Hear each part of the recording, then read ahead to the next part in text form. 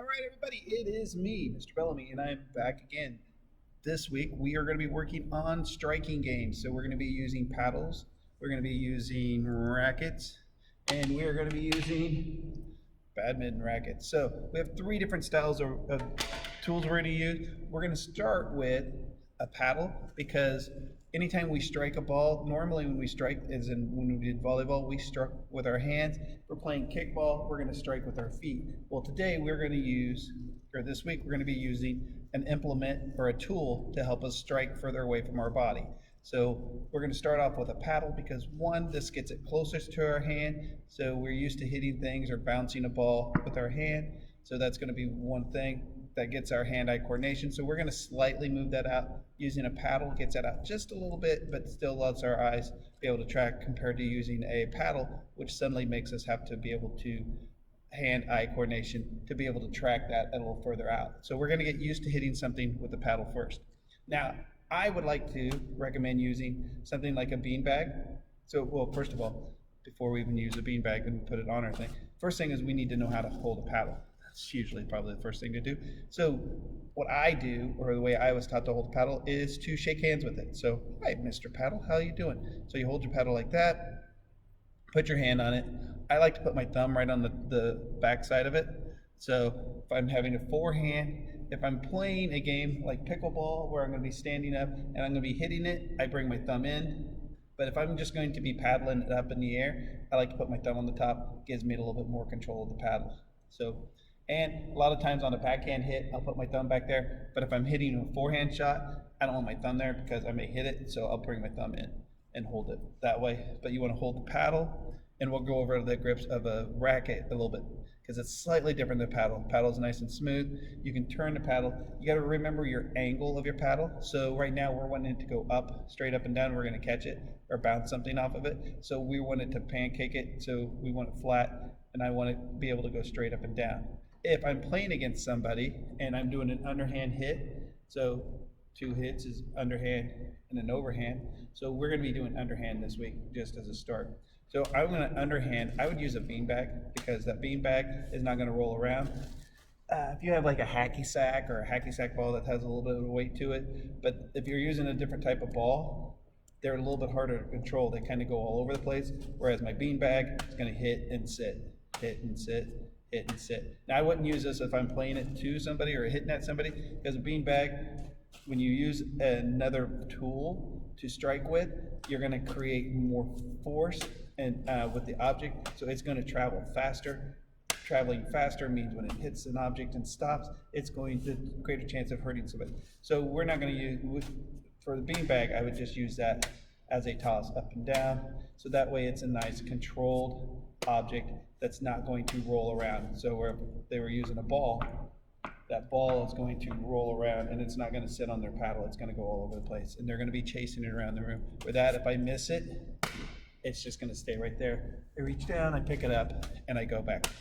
So we're going to start with a rack or a paddle with everything except for I will not use the beanbag on with my badminton racket because it's heavy and it'll break it. So the next thing we're going to move to, you can also use a wiffle ball, or I'm going to use a racquetball. Tennis balls work really good for this. Tennis ball if you're just going to hit it. But I like a racquetball because one, they're light, they bounce really well. So that's going to be a harder challenge. So I would move up to that if I was you. But anytime we play a game where we're hitting a ball to other kids on the other side of the gym, I try to use a racquetball in that sense, just so it doesn't hurt as bad if you get hit by it as a tennis ball will, if we play kind of a tennis type of game. So the other thing you can use is a wiffle ball because it's not going to go as far, it's not going to go as high, it's going to have a better control, and it's slower, so it doesn't roll away from you quite as fast. So what I have the kids do in my class is we're just going to bounce it up, try to get like 25 bounces. After we get used to hitting it this way, then we may try to make it a little harder and switch your hand, switch your hand, switch your hand. So the kids will do that. After you get done with that, I have, if you see my yellow line along my gym, I have a yellow line up there. So I have the kids kind of get up and they try to hit a ball to the line, or if they're using the beanbag, they'll hit the beanbag, they'll hit the beanbag and try to get it to go to the line, or they'll try to toss it up, actually. Another one is a foam ball. Hit the foam ball up. Foam ball works really well because it's light. It's like a really small gator skin ball. So it's really light. It bounces good. It's a little slower. It's not as hard as a wiffle ball. So these are really good to have the kids hit to the wall or to the yellow line and bounce back and catch. So when they get done with that, because that's going to use them, remember we talked about hitting at a different angle. That's going to have us hit at a different angle instead of flat, where it's going to go straight up. Now I want it to go out, so I'm going to have to hit it at an angle or hit it a little bit sooner in my swing than hitting it right here. So I'm having the kids keep their arm in, so they're trying to basically curl their arm as they hit, because when we get to a longer racket, you're going to find out you can't get past your reach on that. Or here, I'm a little bit short, so I'm going to have to bring this arm in to hit it up when we drop it. And we'll get all the way to having birdies. I made some birdies with the glass to use. And so when I use a paddle and we hit birdies, this is my birdie. I just took a kerchief and I wrapped it around the ball. And so when the kids hit it, that slows it down quite a bit, keeps it from rolling away from the kids. So that's a really good tool. And we use that one a lot when we're going to hit up against the wall, especially with our paddle. So especially with the younger grades, paddle. I'd start with paddles with all grades. Even my 5th grade started with the paddle. After we do paddle, we move to racket. Now racket, if you notice, the grip is a little bit different. So it has little grooves on the side. So that groove is for you to be able to turn it to get different angles on your racket when you're playing a racket sport this way. Again, we're going to start with just controlling a ball, popping it in the air.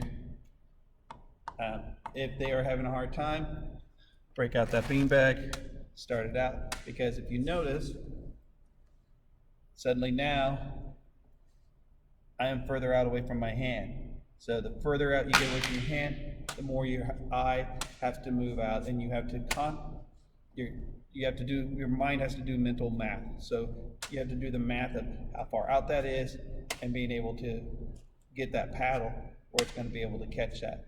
So maybe toss that up a few times, play a little pancake toss. So toss that, get used to that, so that way they're able to track, and they're teaching their mind how to track that. It's good to use a ball like this, so that way if they miss, or a beanbag, so that way if they miss, it doesn't go rolling away from them, and then you can move to a ball that's going to be less controllable. So again, 25 times. If you notice, again, my thumb is on the top, so to help me control that, for some reason, that's just the way that I paddle when I paddle. We took my same grip where I shook hands with it, put my thumb on the top, and then you may just switch and just practice switching back and forth. Once I get good at controlling the ball, we take it to the wall and we try to hit the yellow. And then I like to have them grab the paddle again, hit 5 times with the paddle, then hit 5 times with the racket. And just kind of think about what's the difference. How is my brain having to think a little bit differently? What do I have to do different? Do I have to have my arms out here? Do I have to bring my arm in more? Or before I had to bring my left arm in as I brought my paddle up, or racket up. So now with the racket, do I have to extend it further and bring my other arm in a little bit more shallow to get it to do the exact same thing? So that's how we're going to do that. We'll break that. And then they'll use, a lot of times, again, like I said, I'll have them hit the birdie ball, and they'll do that because it's slower, a little bit more control. Sometimes I move to this one before I let them even try the ball. So once they get good at that, especially my 3rd, 4th, and 5th graders, we'll move to a racquetball racket. Now, as I said with this one, this beanbag is heavy, so I wouldn't want them to be doing that, because what they're going to end up doing is breaking my strings or bending my rackets. So it's bad enough that they hit the floor or hit my net, and I've had a few rackets. These racquetball rackets are not, badminton rackets are not made like my racquetball racket or a tennis racket. So they're much lighter and thinner, and they're not made to be hitting heavy objects like that. So don't use your beanbag with that. I don't even use the balls with them.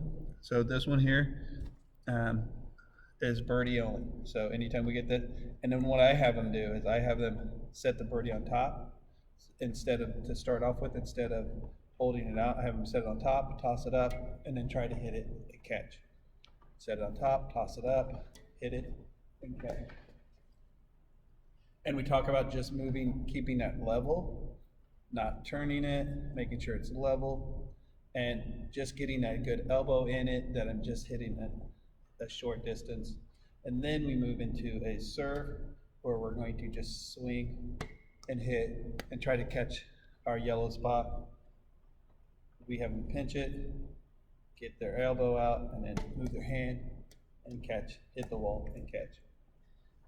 After that, we talk about how to swing side, ways that now we're going to transfer from up and down movement to a side to side. I don't let a whole lot of overhands right now. So right now everything is either an underhand hit or a side to side hit, a forward hand or a backhand. And so we're just playing. We don't play a whole lot of overhands right now, just because I want them to get used to getting a nice easy shot. And I don't want kill shots done until we learn how to play the game better. So usually this is a 2-week lesson. So our first week we spend on just how to hit, how to use the rackets safely, how to control the speed, velocity of when we hit an object, how it goes, and how do we control that, how we can keep it safe for everybody around. And that is our racket sports. That is what we'll be doing this week. Hope you have a great time. Enjoy. Be safe. Be nice to your teachers.